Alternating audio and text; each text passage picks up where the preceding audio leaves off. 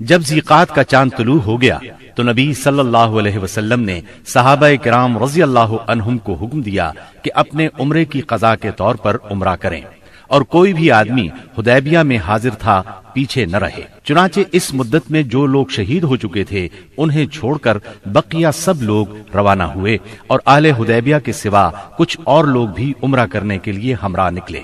اس طرح تعداد 2000 ہو گئی۔ رسول اللہ صلی اللہ علیہ وسلم نے اس موقع پر ابو رحم غفاری رضی اللہ عنہ کو مدینے میں اپنا جانشین مقرر کیا، 60 اونٹ ساتھ لیے اور ناجیہ بن جندب اسلمی کو ان کی دیکھ بھال کا کام سونپا۔ رسول اللہ صلی اللہ علیہ وسلم مکے میں داخلے کے وقت اپنی قصوہ نامی اونٹنی پر سوار تھے۔ مسلمانوں نے تلواریں حمائل کر رکھی تھیں اور رسول اللہ صلی اللہ علیہ وسلم کو گھیرے میں لیے ہوئے لبیک پکار رہے تھے۔ مشرکین جبکہ مسلمانوں کا تماشا دیکھنے کے لیے گھروں سے نکل کر کعبے کے شمال میں واقع قویقیان پہاڑ پر جا بیٹھے تھے، انہوں نے آپس میں باتیں کرتے ہوئے کہا تھا کہ تمہارے پاس ایک ایسی جماعت آ رہی ہے جسے یثرب کے بخار نے توڑ ڈالا ہے۔ اس لیے نبی صلی اللہ علیہ وسلم نے حکم دیا کہ وہ پہلے 3 پھیروں میں کندھوں کو ہلاتے ہوئے دوڑ کر چلیں تاکہ کفار کو معلوم ہو جائے مسلمان کمزور نہیں ہوئے۔ اس طرح چلنے کو رمل کہتے ہیں۔ یہ سنت آج تک قائم ہے اور قیامت تک قائم رہے گی۔ اہل مکہ نے اگرچہ معاہدے کی روح سے عمرے کی اجازت دے دی تھی، لیکن تھے وہ بہت طیش میں۔ روسائے قریش نے تو شہر کو خالی ہی کر دیا تھا اور کعبے کے شمال میں واقع پہاڑ قویقیان پر چلے گئے تھے۔ رسول اللہ صلی اللہ علیہ وسلم کو دیکھنے کے لیے مشرکین نے لائن لگا رکھی تھی۔ آپ مسلسل لبیک پکار رہے تھے، یہاں تک کہ آپ نے چھڑی سے حجر اسود کو چھوا، پھر آپ نے طواف کیا اور صحابہ کرام نے بھی طواف کیا۔ اس وقت سیدنا عبداللہ بن رواحہ رضی اللہ عنہ تلوار حمائل کیے رسول اللہ صلی اللہ علیہ وسلم کے آگے آگے چل رہے تھے اور رجز کے یہ اشعار پڑھ رہے تھے: خلوا بنی الکفار عن سبیلہ خلوا فکل الخیر فی رسولہ اليوم نضربكم على تأویلہ كما ضربناكم على تنزیلہ ضربا يزيل الهام عن مقیلہ ويذهل الخلیل عن خلیلہ۔ اے ابنائے کفار، ان کا راستہ چھوڑ دو، راستہ چھوڑ دو کہ ساری بھلائی اس کے پیغمبر ہی میں ہے۔ آج ہم اس کی تعویل پر تمہیں ماریں گے جیسے اس کی تنزیل پر تمہیں مار چکے ہیں، اور مار بھی ایسی ماریں گے کہ کھوپڑی اپنی جگہ سے چھٹک جائے گی اور دوست کو دوست سے بے خبر کر دے گی۔ اس طرح مکے میں آپ نے 3 دن قیام فرمایا، اور اس دوران میں سیدہ میمونہ بنت حارث ہلالیہ رضی اللہ عنہا سے شادی کی۔ وہ سید الشہداء سیدنا حمزہ رضی اللہ عنہ کی بیوی اور ابن عباس رضی اللہ عنہ کی خالہ تھی۔ انہیں جب شادی کا پیغام ملا تو انہوں نے اپنا معاملہ سیدنا عباس رضی اللہ عنہ کو سونپ دیا، کیونکہ سیدہ میمونہ کی بہن سیدہ ام الفضل انہی کی زوجیت میں تھی۔ سیدنا عباس نے نبی صلی اللہ علیہ وسلم سے ان کی شادی کر دی۔ 3 دن گزرنے کے بعد قریش نے پیغام بھیجا کہ معاہدے کی شرط پوری ہو چکی ہے، اب مسلمانوں کو چاہیے کہ مکہ سے چلے جائیں۔ آپ نے یہ پیغام ملتے ہی روانگی کا حکم صادر فرما دیا اور وعدے کے مطابق شہر خالی کر دیا۔ موتا اردن میں بلقاء کے قریب ایک آبادی کا نام ہے، جہاں سے بیت المقدس 2 دن کی مسافت پر واقع ہے۔ یہاں کے سردار شرحبیل بن عمرو غسانی نے نبی کریم صلی اللہ علیہ وسلم کے سفیر حارث بن عمیر ازدی کو شہید کر دیا تھا۔ وہ نبی صلی اللہ علیہ وسلم کا خط لے کر اس کے پاس گئے تھے۔ اس طرح مظلوم حارث کے قتل سے سفیروں کی جانیں خطرے میں پڑ گئی تھیں، اس لیے نبی کریم صلی اللہ علیہ وسلم نے قریباً 3000 کی فوج زید بن حارثہ رضی اللہ عنہ کے ہمراہ روانہ کی اور فرمایا اگر زید شہید ہو جائیں تو جعفر امیر ہوں اور جعفر شہید ہو جائیں تو عبداللہ بن رواحہ امیر ہوں گے۔ اسلامی لشکر شمال کی طرف بڑھتا ہوا معان پہنچا اور یہیں لشکر نے پڑاؤ ڈالا اور جاسوسوں نے اطلاع پہنچائی کہ ہرقل قیصر روم بلقاء کے علاقے میں مآب کے مقام پر 1,00,000 رومیوں کا لشکر لے کر خیمہ زن ہے اور اس کے جھنڈے تلے عرب کے صحرا نشین عیسائی قبائل لخم، جزام، بلقین، بہرا اور بلیجی وغیرہ کے بھی قریباً 1,00,000 آدمی شہنشاہ ہرقل کی آمد پر وہاں جمع تھے۔ اس لیے حاکم غسان نے ہرقل سے مدد کی درخواست کی۔ ہرقل نے اس کی مدد کے لیے فوج بھیج دی۔ اس طرح مسلمانوں کے مقابلے میں اتنی بڑی فوج آ گئی۔ مسلمان صرف 3,000 تھے اور دشمن 1,00,000 سے زیادہ۔ مورخین نے ان کی تعداد 1,50,000 تک لکھی ہے۔ اتنی بڑی تعداد دیکھ کر مسلمان سوچ میں پڑ گئے۔ اس کے بارے میں انہوں نے آپس میں مشورہ کیا تو کچھ لوگوں کا خیال تھا کہ ہم رسول اللہ صلی اللہ علیہ وسلم کو تحریری طور پر دشمن کی تعداد کی اطلاع دیں۔ رسول اللہ صلی اللہ علیہ وسلم کی طرف سے مزید کمک ملے گی یا کوئی اور حکم ملے گا اور اس کی تعمیل کی جائے گی۔ لیکن سیدنا عبداللہ بن رواحہ رضی اللہ عنہ نے اس رائے کی مخالفت کرتے ہوئے مسلمانوں سے فرمایا، ہم فتح اور شکست کے لیے نہیں، اللہ کی رضا کے لیے میدان میں آئے ہیں، لہٰذا فتح اور شکست سے بے نیاز ہو کر لڑو۔ انہوں نے یہ الفاظ کہہ کر لوگوں کو مزید گرما دیا، لوگو اللہ کی قسم، جس چیز سے آپ کترا رہے ہیں یہ تو وہی شہادت ہے جس کی طلب میں آپ لوگ نکلے ہیں۔ ہم تو محض اس دین کے بل پر لڑتے ہیں جس سے اللہ نے ہمیں مشرف کیا ہے، اس لیے آگے بڑھو، ہمیں 2 بھلائیوں میں سے ایک بھلائی ضرور حاصل ہوگی، ہم غالب آئیں گے یا شہادت سے سرفراز ہوں گے۔ آخر کار سیدنا عبداللہ بن رواحہ رضی اللہ عنہ کی پیش کی ہوئی بات پر عمل کیا گیا اور اس طرح جنگ شروع ہو گئی۔ رسول اللہ صلی اللہ علیہ وسلم کے پروردہ سیدنا زید بن حارثہ رضی اللہ عنہ فوج کے سپہ سالار تھے۔ سیدنا زید بن حارثہ نہایت جواں مردی سے لڑتے اور دشمنوں کو مارتے کاٹتے آخر شہید ہو گئے۔ ان کی شہادت کے بعد سیدنا جعفر طیار رضی اللہ عنہ نے جھنڈا اپنے ہاتھوں میں لیا۔ یہ نبی صلی اللہ علیہ وسلم کے چچا زاد سیدنا علی رضی اللہ عنہ کے سگے بھائی تھے۔ 33 سال کی عمر تھی، نہایت جواں مردی سے لڑے، جسم پر 90 سے زیادہ زخم کھا کر شہادت کا جام نوش کیا۔ ان کے بعد سیدنا عبداللہ بن رواحہ رضی اللہ عنہ نے علم ہاتھ میں لیا اور جنگ شروع کی، آخر شہید ہو گئے۔ پھر خالد بن ولید رضی اللہ عنہ نے فوج کی کمان سنبھالی اور 1.5 دن کی شدید ترین جنگ کے بعد اپنے سے 40 گنا فوج کو بھاگنے پر مجبور کر دیا۔ اس جنگ میں 9 تلواریں سیدنا خالد کے ہاتھ سے ٹوٹیں۔ ادھر نبی صلی اللہ علیہ وسلم نے صحابہ کرام کو مدینے میں اسی دن 3 سالاروں کی شہادت کی خبر دی اور بتلایا کہ اب کمان خالد بن ولید کے ہاتھ میں آ گئی ہے، اور اسی جنگ کے بعد سیدنا خالد بن ولید کو سیف اللہ کا خطاب عطا ہوا۔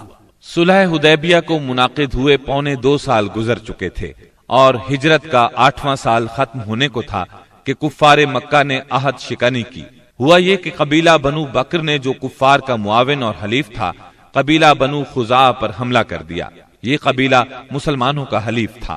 اس کے نتیجے میں بنو خزاعہ کو شدید جانی و مالی نقصان پہنچا۔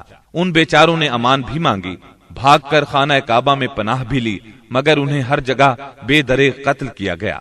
یہ مظلوم جب الہک یعنی اپنے اللہ کے واسطے کر کے رحم کی درخواست کرتے تھے تو یہ ظالم ان کے جواب میں کہتے تھے لا الہ الیوم، یعنی آج اللہ کوئی چیز نہیں۔ مظلوموں کے بچے کھچے 40 آدمیوں نے بھاگ کر اپنی جان بچا لی تھی۔ یہ لوگ نبی صلی اللہ علیہ وسلم کی خدمت میں پہنچے اور اپنی مظلومی اور بربادی کی داستان سنائی۔ عمرو بن سالم خزائی نے پردرد نظم میں تمام واقعات سنائے۔ اس نظم کے چند اشعار کا ترجمہ یہ ہے: قریش نے آپ سے وعدہ خلافی کی، انہوں نے اس مضبوط معاہدے کو جو آپ سے کیا تھا توڑ ڈالا، ہمیں خشک گھاس کی طرح پامال کر دیا۔ وہ سمجھتے ہیں کہ ہماری امداد کو کوئی نہیں آئے گا، وہ تو ذلیل ہیں اور قلیل ہیں۔ انہوں نے وطیر میں ہمیں سوتے ہوئے جا لیا، ہمیں رکوع اور سجود کی حالت میں پارا پارا کر دیا۔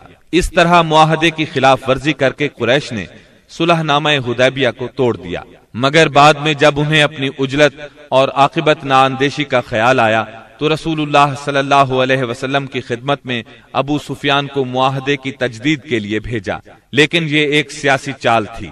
رسول اللہ صلی اللہ علیہ وسلم نے انہیں کوئی جواب نہ دیا۔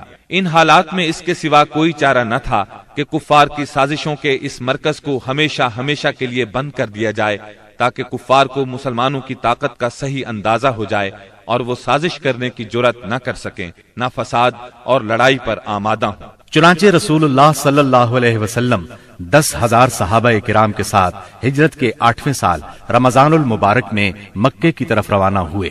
جب مکہ چند میل کے فاصلے پر رہ گیا تو آپ نے صحابہ کے ساتھ پڑاؤ کیا اور حکم دیا کہ سب لوگ الگ الگ آگ روشن کریں تاکہ کفار مکہ کو مسلمانوں کی کثرت تعداد کا اندازہ ہو سکے اور ناحق خون ریزی نہ ہو۔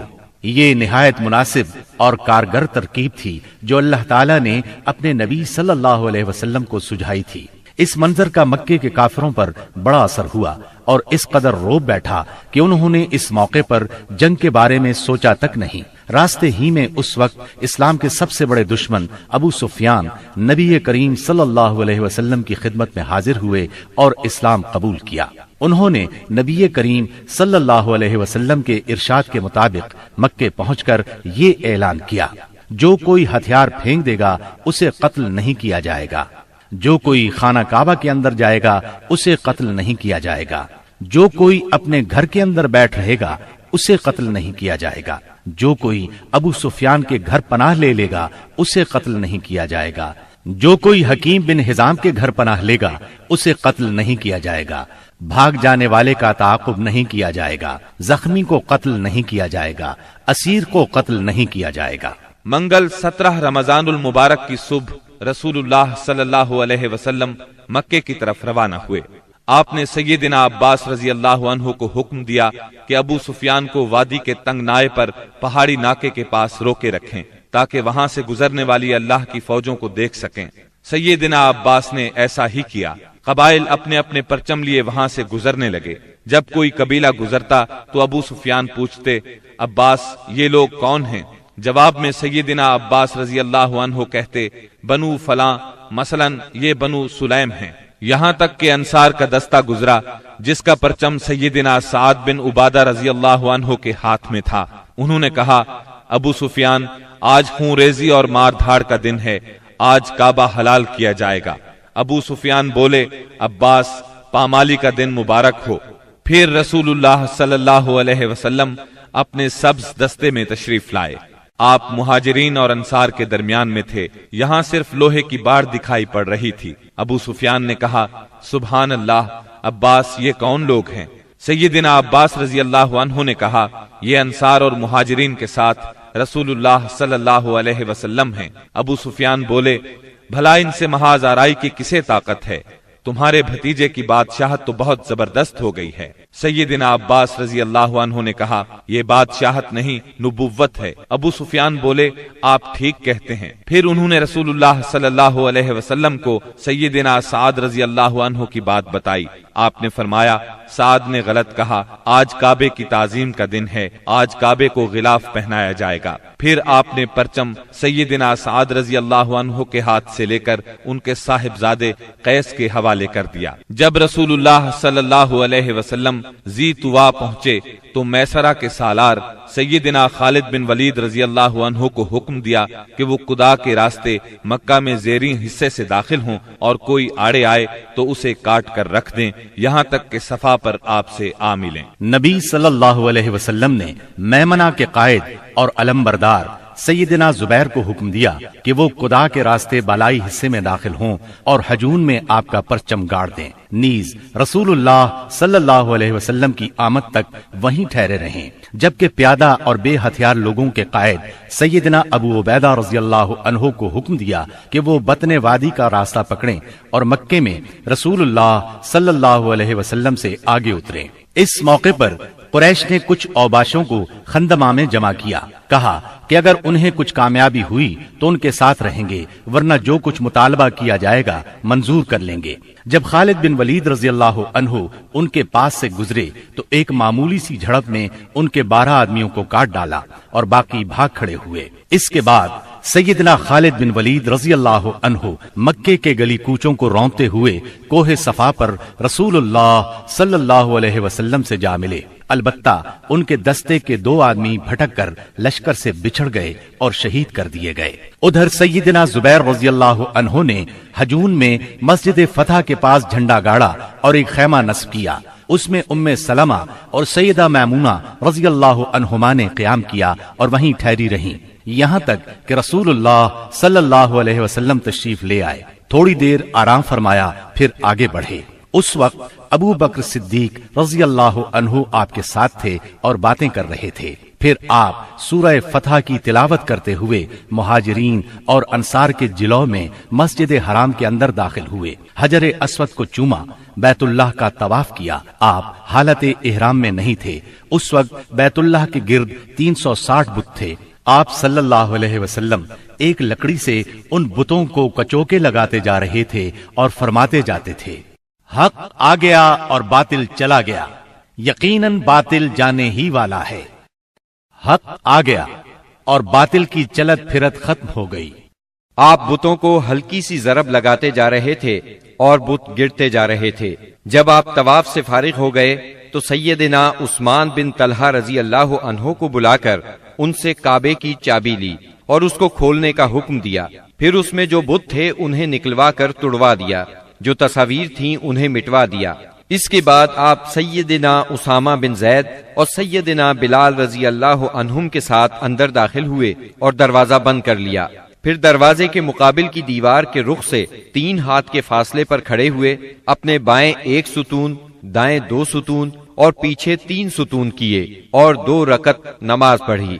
پھر بیت اللہ میں گھوم کر اس کے اطراف میں اللہ کی تکبیر اور توحید کے الفاظ کہے۔ اس کے بعد آپ نے دروازہ کھولا۔ قریش مسجد حرام میں صفیں لگاتے کھچا کھچ بھرے تھے۔ آپ نے دروازے کے دونوں بازو پکڑ کر ایک بلیغ خطبہ دیا جس میں اسلام کے بہت سے احکام بیان فرمائے، جاہلیت کے امور کو ساقط کیا اور اس کی نخوت کے خاتمے کا اعلان کیا۔ پھر فرمایا، قریش کے لوگوں، تمہارا کیا خیال ہے میں تمہارے ساتھ کیا سلوک کرنے والا ہوں؟ انہوں نے جواب دیا، آپ کریم بھائی ہیں اور کریم بھائی کے صاحبزادے ہیں۔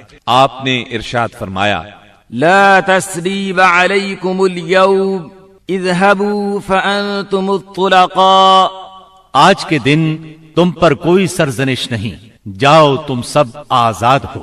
پھر نیچے تشریف لائے اور مسجد حرام میں تشریف فرما ہوئے۔ چابی سیدنا عثمان بن طلحہ رضی اللہ عنہ کو واپس کی اور فرمایا، اس کو ہمیشہ ہمیشہ کے لیے لے لو، تم لوگوں سے اسے وہی چھینے گا جو ظالم ہوگا۔ نبوت کے ابتدائی دنوں میں ایک مرتبہ نبی اکرم صلی اللہ علیہ وسلم نے انہی عثمان سے فرمایا تھا کہ بیت اللہ کا دروازہ کھول دو، انہوں نے انکار کیا تھا۔ تب نبی کریم صلی اللہ علیہ وسلم نے فرمایا تھا، اچھا تم دیکھ لینا کہ ایک دن یہ چابی میرے ہاتھ میں ہوگی اور میں جسے چاہوں گا اسے عطا کروں گا۔ یہ سن کر عثمان بن طلحہ رضی اللہ عنہ نے جواب دیا تھا، کیا اس روز قریش کے سبھی مرد ذلیل اور تباہ ہو جائیں گے؟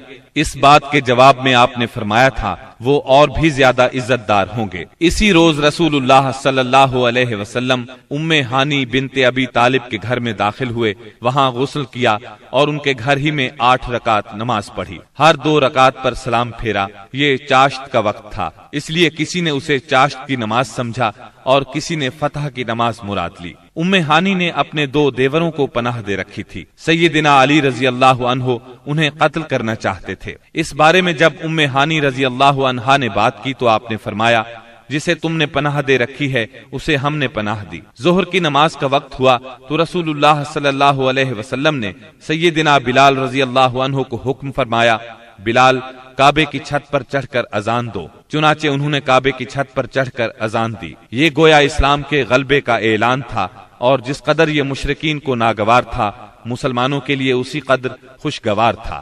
والحمدللہ رب العالمین۔ جب مکے کی فتح مکمل ہو چکی تو انصار کو فکر لاحق ہوئی کہ کہیں رسول اللہ صلی اللہ علیہ وسلم یہیں نہ ٹھہر جائے، کیونکہ بہرحال یہ آپ کے خاندان اور آپ کے قبیلے کا شہر تھا۔ اس وقت رسول اللہ صلی اللہ علیہ وسلم صفا پر ہاتھ اٹھائے دعا فرما رہے تھے۔ دعا سے فارغ ہوئے تو فرمایا، اللہ کی پناہ، اب زندگی اور موت تمہارے ساتھ ہے۔ اس سے انصار مطمئن ہو گئے، ان کا خوف جاتا رہا اور وہ خوش ہو گئے۔ رسول اللہ صلی اللہ علیہ وسلم نے مکے میں 19 روز قیام فرمایا اور اس دوران آثار اسلام کی تجدید کی۔ مکے کو آثار جاہلیت سے پاک کیا، نئے سرے سے حرم کے ستون نصب کیے اور آپ کے منادی نے اعلان کیا، جو شخص اللہ اور آخرت کے دن پر ایمان رکھتا ہے وہ اپنے گھر میں کوئی بت نہ چھوڑے بلکہ اسے توڑ دے۔ 25 رمضان المبارک کو رسول اللہ صلی اللہ علیہ وسلم نے 30 سواروں کے ساتھ سیدنا خالد بن ولید رضی اللہ عنہ کو عزا اور اس کا بتخانہ ڈھانے کے لیے نخلا روانہ کیا۔ سیدنا خالد بن ولید نے جا کر اس کو ڈھا دیا۔ یہ مشرکین کا سب سے بڑا بت تھا۔ پھر آپ نے رمضان ہی میں سیدنا عمرو بن عاص رضی اللہ عنہ کو سوا نامی بت ڈھانے کے لیے روانہ کیا۔ یہ حذیل کا سب سے بڑا بت تھا۔ اس کا استھان مکے سے شمال مشرق میں 150 کلومیٹر کے فاصلے پر رہات نامی مقام پر تھا۔ سیدنا عمرو نے جا کر اس کو ڈھایا۔ اس کا مجاور بت کی بے بسی دیکھ کر مسلمان ہو گیا۔ پھر آپ صلی اللہ علیہ وسلم نے سعد بن زید اشہلی کو اسی ماہ رمضان میں 20 سوار دے کر منات کی طرف روانہ فرمایا۔ یہ قدید کے پاس مشلل میں تھا۔ یہ کلب، خزاع، غسان اور اوس و خزرج کا بت تھا۔ سیدنا سعد نے جا کر اسے توڑ دیا اور بت خانہ ڈھا دیا۔